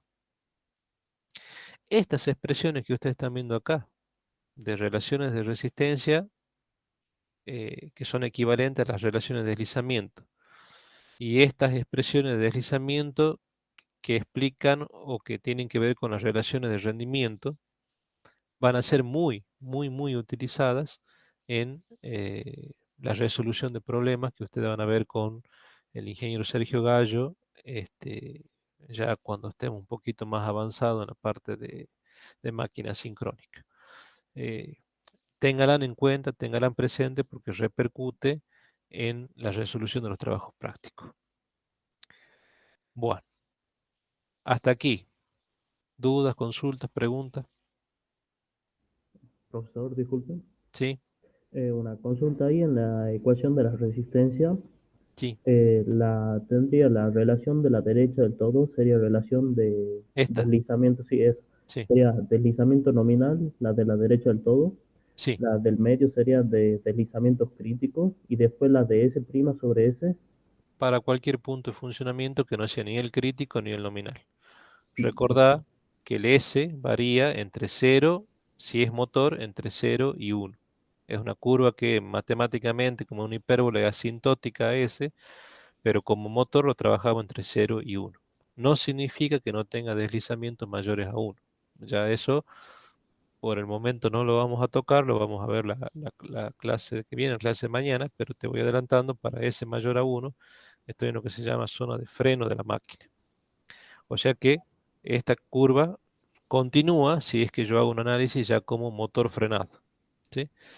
Eh, entonces vos tenés diferentes puntos de trabajo y para cada punto de trabajo de esta curva tenés diferentes valores de deslizamiento. Como es una curva totalmente continua, tengo de manera continua valores de deslizamiento de 0 a 1, incluso más de 1. Entre esos puntos hay dos puntos particulares, el punto nominal y el punto crítico. Ahora, entre 0 y SN y S crítico y S crítico y 1, puedo tomar diferentes valores intermedios. Matemáticamente, eso lo podemos decir así, S' sobre S. O sea, este S' sería con escalonamiento de resistencia rotórica, sin escalonamiento de resistencia rotórica. Pues en definitiva, son valores, cualquier punto de funcionamiento, con o sin resistencia rotórica, independiente de ese crítico, independiente de ese n. bien, muchas gracias. Lo mismo, Cristian, para esta ecuación de rendimiento, ¿no? Este S está indicando exactamente lo mismo. Y de hecho, tu pregunta está bien porque la máquina es una realidad física que nosotros los eléctricos la tenemos en cuenta, más la gente de máquina, que la máquina difícilmente se estabiliza en el punto nominal de funcionamiento. Recuerden, el punto nominal es este punto que está aquí. Piensen en la curva sin inserción de resistencia rotórica, que ya dijimos cuáles son las ventajas y desventajas que trae insertar resistencia rotórica. Pensemos en una curva natural nomás de funcionamiento, que es esta curva en gris. En el punto de intersección de las dos curvas de par momento electromagnético, motor de mi máquina y par momento resistente, me da un punto nominal de funcionamiento NN. En ese punto nominal de funcionamiento, NN, la máquina queda a una velocidad de régimen. El fabricante, todas sus características del motor que están en las placas de los motores me lo informan para este punto. Es decir, me informa eh, corriente para el punto nominal de funcionamiento, potencia mecánica transferida al eje de la máquina, expresada en vatio o en sus múltiplos como ser kilovatio para ese punto nominal de funcionamiento. Factor de potencia para ese punto nominal de funcionamiento. Es decir, todo lo que especifica el fabricante es para el punto nominal de funcionamiento y trabajo de la máquina. ¿Qué es lo deseable? Que yo al motor que compro y que tiene una cierta, de acuerdo a la folletería y al análisis técnico que yo hice, yo empresa que requiero el motor, que tenga una curva de par momento motor, según la folletería, que sea así. Y que cuando yo lo ponga a trabajar el motor bajo ciertas condiciones de trabajo, bajo ciertas condiciones de carga, donde haya esa carga, yo la pueda representar mediante un grado de carga cuya curva me dé esta en negra, correspondiente al momento de carga o al torque de la máquina, al momento resistente de la máquina, se estabilice la máquina en un punto NN, es decir, un punto de funcionamiento nominal de trabajo y tenga una velocidad de régimen NN. Eso es lo deseable, eso es lo ideal, eso es lo que la ingeniería me tiene que dar como análisis previo a la compra del motor. Lo cierto es que a veces yo puedo hacer ese estudio y por X razones en una empresa te pueden dar orden y decir, mire, ese motor que estaba trabajando en tal parte o en tal nave de la fábrica, llévelo a trabajar gente de mantenimiento a tal otro punto de la nave, donde quizás la carga que va a tener que accionar ya no corresponde a un grado de carga negro como está acá, corresponde a otro grado de carga. Entonces puede ser que la máquina, seguramente ese grado de carga va a pasar por el punto N. Las condiciones de arranque habrá que evaluarla, habrá que estudiarla, porque capaz que sean iguales o sean distintas. Habrá que estudiar las disipaciones de potencia que tendrá esa máquina, los rendimientos que tendrá esa máquina, porque capaz que con otra carga tenga otro tipo de rendimiento. Y también particularmente habrá que ver si la máquina se estabiliza en el mismo punto. Normalmente las máquinas no suelen estabilizarse en el mismo punto. Por ejemplo, también puede ser por problemas de mantenimiento. Eh, el motor mueve un sistema de engranajes. Ese sistema de engranaje tiene una cierta lubricación y resulta que por malas políticas de mantenimiento no se le hace el suficiente engrasado a ese sistema de transmisión mecánico con engranajes, y resulta que se comienza a empastar y entonces comienza a ponerse cada vez más duro y ese movimiento de los engranajes cada vez es menor. Resulta que el punto de trabajo que antes estaba aquí, ahora está acá. Automáticamente se modificó el grado de carga. Si lo que yo había pensado, diseñado, calculado desde la ingeniería y que me llevaron a comprar un motor de ciertas características, resulta que ahora esta curva de par momento resistente cambió. Y entonces el motor pasa a trabajar en otro punto. En ese otro punto de trabajo corresponde a un deslizamiento S que ya no es el deslizamiento SN. Capaz que pasa a trabajar en un punto sobre la zona estable, que es esta parte casi lineal, pero en vez de acá, capaz que empieza a trabajar por aquí. ¿Y qué estamos viendo? Que de derecha a izquierda a un deslizamiento, o sea que si se estabiliza ahora en un punto de trabajo superior, el deslizamiento se hizo más grande. ¿Qué pasa si el deslizamiento se hace más grande? Esto se hace más grande. Como P delta es el mismo, esto se hace, la productora esta se hace más chico. Significa que yo comienzo a transferir menos potencia mecánica al eje de la máquina. ¿Qué también pasa cuando el S se hace más grande? Si volvemos hacia atrás en las diapositivas, si el S más grande va a implicar que vamos a tener frecuencias rotóricas inducidas en las máquinas más grandes. Va a implicar que vamos a tener tensiones rotóricas inducidas en la máquina más grande. ¿Y qué va a implicar también todo eso? Que las corrientes I2S, es decir, corrientes que vamos a tener en la máquina, van a ser cada vez más grandes, porque si el E2S aumentó, las corrientes van a aumentar. Conclusión, ¿qué pasa si aumentan las corrientes? Si aumentan las corrientes significa que el PV2, es decir, las potencias rotóricas van a ser cada vez más grandes. ¿Qué implica eso también? Que el rendimiento de la máquina se hace cada vez más chico. Porque si el PV2 aumenta y el P delta es el mismo, significa que para que aumente PV2 y está bajando la potencia mecánica. Como el rendimiento es potencia mecánica con respecto a la potencia de entrada, pasando por P delta, en definitiva, estamos diciendo que el rendimiento de mi máquina está bajando. Conclusión, ese motor trabaja en unas condiciones de funcionamiento este, deficientes con respecto a las situaciones iniciales en la cual fue pensado, o diseñado o calculado. ¿Sí? Entonces, es importante el estudio previo que se tiene que hacer desde ingeniería, la empresa que requiere el motor, más aún si es una máquina de potencia, estamos hablando de medianos a gran potencia, que son máquinas normalmente pesadas, con una electrogeometría importante, con un volumen importante, que ocupa un espacio interesante, que tienen costos importantes porque tienen mucho hierro, mucho cobre, los costos se disparan bastante.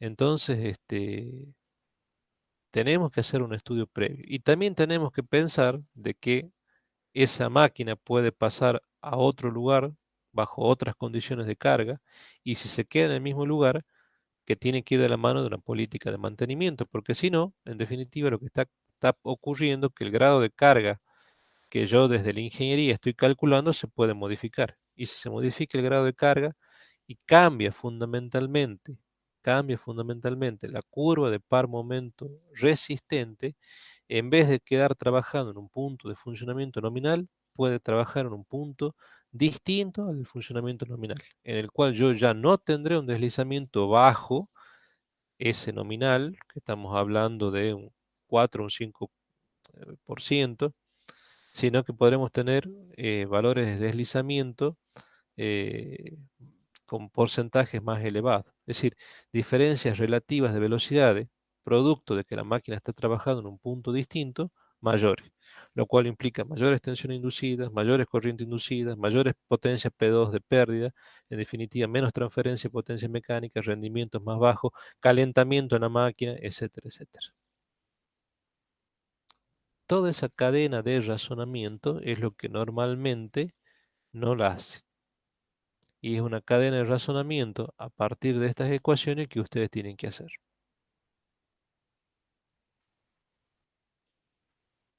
Otra consulta. Ingeniero, toda esta cadena de razonamiento es para no utilizar un banco de resistencia al momento de arranque.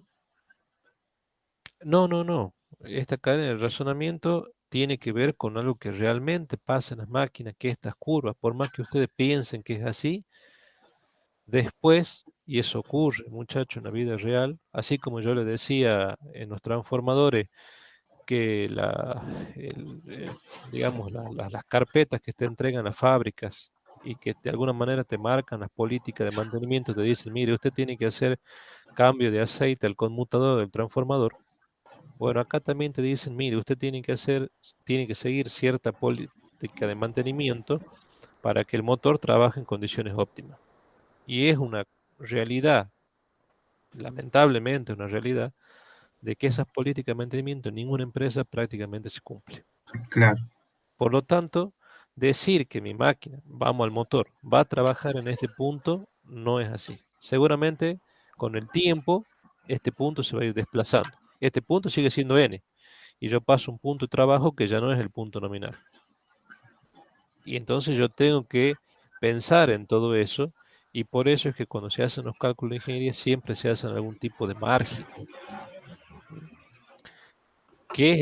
O sea, si yo lo diseño el motor, yo tengo que tomar unos coeficientes que ya eso tiene que ver con la parte de construcción de máquina. Lo cual, en su época, el ingeniero Garat, yo he visto algunos papers, incluso de alumnos de la Universidad Nacional, le hacía hacer cálculo de motores asincrónicos. Aparecen un montón de variables que tienen que ver desde el punto de vista electrogeométrico y que tomen en consideración estos conceptos que estamos aquí viendo desde máquinas eléctricas. Acá en Tucumán no hay gente que se dedique a fabricar motores. Si ustedes se van a Santa Fe, por ejemplo, sí hay. Ustedes habrán escuchado que hay una marca, así como hay una marca de transformadores que se llama Tadeo Cerveni, hay una marca de motores que está ahí muy cerquita de la fábrica de transformadores. Yo tuve la suerte de conocerla, que es de motores. Los motores Tadeo Cerveni, que son motores muy buenos. Así como antes existían los motores de fabricación Corradi, que ya no existen, habían catálogos técnicos, la verdad que tenían mucho jugo, se podía sacar mucha información y que nos daban estas curvas en la folletería, de curva de par momento motor en función de la velocidad. Entonces, como ustedes, suponiendo, si están acá en Tucumán, no van a hacer el cálculo de la máquina, entonces por lo menos lo que tienen que hacer es ciertas condiciones indicar de funcionamiento en función de la carga y del grado de carga y de las políticas de mantenimiento, indicar al fabricante para que el fabricante cuando les construya el motor, algunas cosas sobre dimensiones, cosas de que si ustedes pasan esta curva, pasa de aquí a trabajar a otro punto de funcionamiento, el motor tenga disipaciones de potencia, pero en definitiva no altera el rendimiento. Eso es una curva en un motor cualquiera, incluso pensando en un motor más común que es un jaula de ardilla, que es un poco respondiendo a la pregunta que me hizo Cristian. Ahora, en particular, esta filmina que estamos viendo que tiene que ver con motores asincrónicos, rotores bobinados, no, de ninguna manera estoy diciendo eso. O sea, lo que yo estoy diciendo es que En este caso, si agregamos resistencia rotórica, lo que vamos a obtener es todo este movimiento de variables que tenemos acá expresado como conclusión. Y que básicamente ustedes tengan el concepto de que esto, el agregado de resistencia rotórica con la desventaja de perder rendimiento y poder transferir menos potencia mecánica al eje, va a implicar o les va a servir para poder accionar máquinas que estén bajo un sistema de arranque pesado, es decir, que el alfa de cargo posiblemente sea negativo, el par momento en el instante del arranque sea insuficiente para acelerar la carga y yo tenga que insertar resistencia rotórica a sabienda de que se va a quemar potencia en esa resistencia para que me quede un margen entre el momento electromagnético motor y el momento resistente, así como hay acá, ¿vieron? Un pequeño margen para que pueda acelerarse. Si no, muchacho, no se acelera el motor, incluso más, el motor queda trabajando con su corriente de arranque. Entonces la disipación de potencia es máxima y automáticamente se le quema el motor. Ingeniero, Sí, ¿entonces está conectado constantemente el banco de resistencia o es solamente para el arranque? para el arranque. La idea es justamente que esté para el arranque y una vez que se arrancó la máquina, después se lo desconecte. Porque si lo dejo conectado, pierdo el Claro. rendimiento, se me viene abajo. Yo puedo decir entonces que el punto donde el momento de carga y la curva natural se tocan, ¿ese es el momento donde yo puedo desvincular el banco de resistencia o no? Sí, claro, lo más cercano al punto nominal de funcionamiento. Sí. Ah, perfecto. La resistencia rotórica, como recién le mencioné, sirve para el proceso de arranque. ¿Qué es el proceso de arranque? Entre N2 o N como está acá, o N rotórico, como le quieran llamar, N2 igual a 0, a N2 igual a NN, velocidad nominal. Ese tiempo que demora de pasar de N2 igual a 0 a N nominal, punto nominal de funcionamiento, ese tiempo se llama tiempo de arranque. Y el proceso se llama proceso de arranque. El banco de resistencia rotórica que me quema potencia, que se me disipa potencia en esa resistencia externa rotórica, trabaja y está intercalado durante ese tiempo de proceso de arranque, de N2 igual a 0 a N2 nominal. Después se desconecta. O sea que respondiendo a tu pregunta, cuando ya haya llegado la parte final del proceso de arranque, que sería velocidad nominal, ahí desconecto. En el medio, ¿qué voy a hacer? Va a ir tomando la máquina la envolvente de todas las curvas. Va a llegar al punto nominal, finalizó el proceso de arranque, ahí desconecto.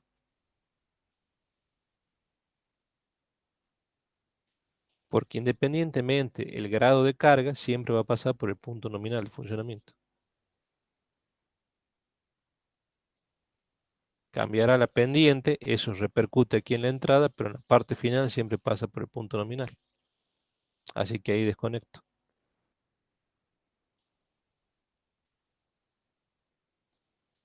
Estamos, hincha Sí, Racing, ingeniero. me alegro, hincha Muchas Racing. gracias, no, pero sí está claro. Te gusta sufrir en los finales, Canuto. Sí, le gusta sufrir. Ingeniero, Sí, a mí me resulta como medio anti-intuitivo la cuestión de que si yo pongo una resistencia, tengo mayor momento. O sea, si yo pongo una resistencia, va a tener menos corriente. Entonces tendría que tener menos fuerza, ¿o no? No sé si me explico.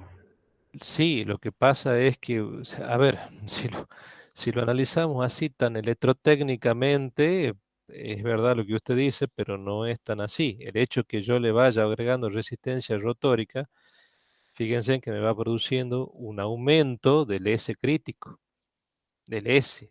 Si me aumenta el S, significa que me está aumentando los valores de tensiones inducidas por rotación. Eso es lo que usted me dice sería cierto si la tensión se mantuviese constante en el rotor. Entonces yo le aumento resistencia, me baja la corriente, hay menos corriente que interactúa con el flujo, tengo menos torque. Eso es lo que usted me está diciendo. Lo que Sí. usted está perdiendo de vista es que esa tensión que yo tengo en ese circuito rotórico no es constante, es variable. Ah, Varía conforme el aumento de la resistencia. Fíjense, el aumento de R2 significa que me repercute en el R2 referido. Me aumenta el S crítico, me aumenta el S crítico, me aumenta la tensión en el circuito rotórico. Vamos al circuito rotórico, que estaba por algún lado. Aquí, fíjense, esta no es E2 constante, es E2S. O sea que conforme usted le va aumentando, le está haciendo variar esta resistencia rotórica, la corriente I2 se haría más baja si esto es constante. Pero esto no es constante. Porque por un lado me baja la reactancia rotórica X2. Y por otro lado, o sea, me varía la resistencia X2. Y por otro lado me varía la tensión de fuente, de alimentación del circuito rotórico.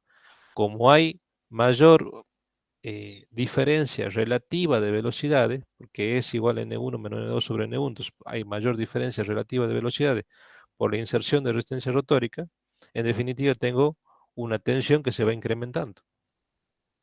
Por eso es que la corriente no va disminuyendo conforme le agrego resistencia rotórica. La corriente aumenta. Es verdad que aumento R2, pero también es verdad que me aumenta la tensión. Por lo tanto, como los aumentos tampoco son proporcionales, en definitiva siempre me va quedando un remanente de corriente que hace que esa corriente vaya en aumento. Por eso es que el par momento, la curva de par momento se va distorsionando y para el instante del arranque veo que ese par momento va aumentando. Bien. Otra consulta.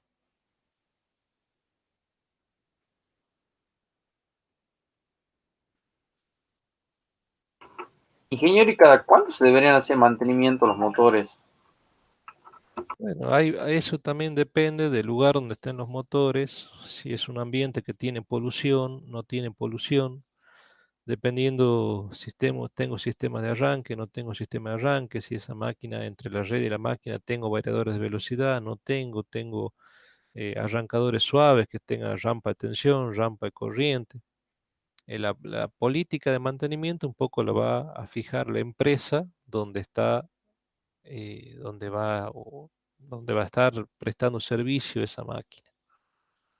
Depende de la potencia, depende del requerimiento de la carga, etcétera, etcétera. A veces más que el motor, lo que hay que hacerle mantenimiento es a la carga, que es lo que no se hace. Hay casos, a ver, yo eso lo he visto en la parte laboral. A ver, hay un montón de motores que se queman, por ejemplo, porque no le sacan la pelusa en la rejilla de ingreso de aire al motor. Si ustedes van a las empresas textiles, todos los motores trabajan al ras del piso. Y entonces tienen un montón de pelusa al ras del piso. ¿El motor qué hace? Mueve el rotor, mueve la hélice, succiona aire y como es normalmente los motores son asincrónicos, jaula de ardilla, bastante hermético con los escudos cerrados, por las nervaduras que tienen, por ahí pasan corrientes de aire que me refrigera la máquina. Y hay un análisis de temperatura, de cómo varía la temperatura en el sentido del eje de la máquina, es decir, en el sentido axial. Que eso ustedes lo van a ver quizás en accionamiento, pero yo les adelanto de que existe. Entonces, ¿qué es lo que yo he visto? Muchas veces se taponan, las pelusas se taponan la rejilla, no ingresa aire. Y a veces a los motores se le pone una protección, que es una protección por corriente, como son los relevos térmicos. Entonces el relevo térmico ve que como la carga mecánica no ha variado, no impacta en la corriente I2, la corriente I2 no se refleja a la corriente I1, no hay variación de corriente, el relevo térmico no ve variación de corriente. Entonces dice, la máquina no actúo porque la máquina, es decir, no la saco a la máquina de servicio porque la máquina no está en peligro. Y resulta que sí está en peligro, porque resulta que como no tiene aire que pase por esas nervaduras para que me baje la temperatura va aumentando, va aumentando, va aumentando y llega un momento que el motor se quema. Se quemó porque por la protección que no actuó, no, porque no tiene por qué actuar la protección, porque al no cambiar la carga mecánica, no se refleja en las corrientes, no actúa la protección, por ejemplo, el relevo térmico. Pero que es la variable indirecta, que es lo que sensa un relevo térmico, la variable indirecta de deterioro del motor. La variable directa, que es la temperatura, no la sensa. Y el motor se quemó. Entonces, ¿cuál sería la política? ¿Hacerle mantenimiento al motor? No, porque en general los motores, estos son motores bastante eficientes, con buenos rendimientos. Ese ETA, ETA nominal está en el orden de un 80-85%, son buenos, bastante buenos los rendimientos que tienen estas máquinas. No podemos decir que tienen más de 90 como lo tienen los transformadores. Quizás en algunos libros, por una cuestión de cálculo, salgan así, más de 90, pero en la vida real los motores tienen entre 80 y 85, digamos entre 80 y 90, es el rendimiento que tienen, más bien tendiendo a 85, 85% de rendimiento. Que es un buen rendimiento. Son bastante herméticos, robustos, sencillos de funcionamiento, casi no requieren mayores mantenimientos. El mantenimiento sería sacarle la pelusa de la rejilla. No lo hace y se quema el motor. Y si así se queman un montón de motores. Otra cosa que vi en la parte laboral. eh, Hay motores que están en los ingenios azucareros y hay motores que están prestando servicio en lugares que son de ambiente de muchísima polución y sobre todo muchísima temperatura. Las aspas metálicas de las hélices del ventilador son plásticas y en algunos casos son metálicas. ¿Qué hicieron una vez? Pidieron un motor, y ahí la culpa no es de la empresa, sino de quien hace el requerimiento. Un motor, hermoso el motor, linda potencia, hicieron todo el cálculo, pero las aspas de plástico. Y lo pusieron en un lugar donde había temperaturas en ese ambiente de trabajo de 50, 60 grados.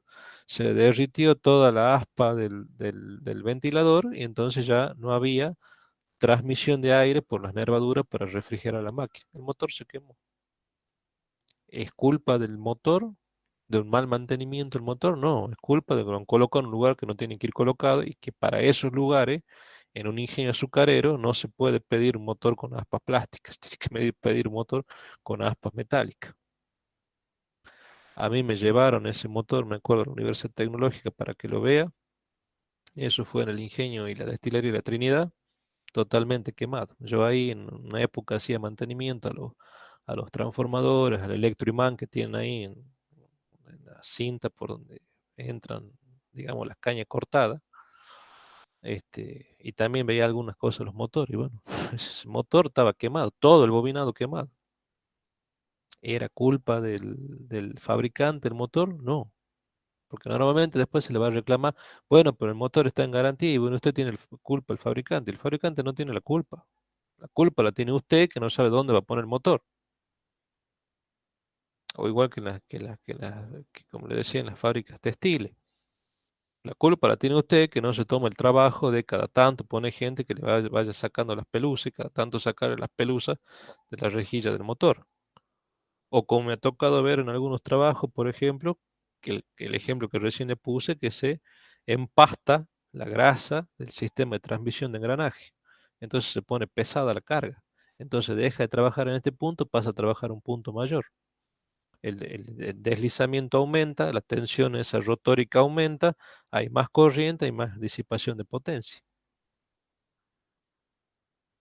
Otras cosas que me he visto trabajar, estaba un operario trabajando, abajo había un sistema de transmisión por engranaje y se le cayó la llave francesa, o se le cayó un destornillador.